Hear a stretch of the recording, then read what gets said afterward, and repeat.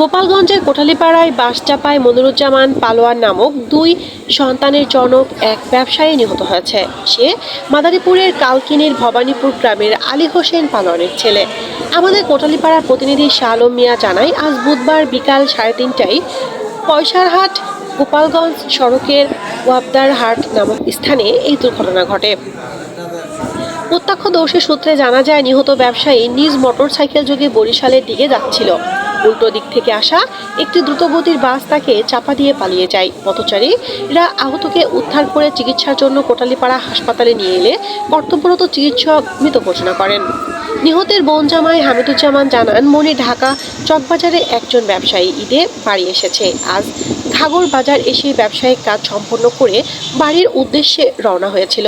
এ বিষয়ে কোটালীপাড়া থানা officer in charge তদন্ত ফয়েজ আহমেদ বলেন, থানায় কোনো অভিযোগ দায়ের না হওয়ায় লাশ ময়নাতদন্ত ছাড়াই পরিবারের কাছে হস্তান্তর করা হয়েছে।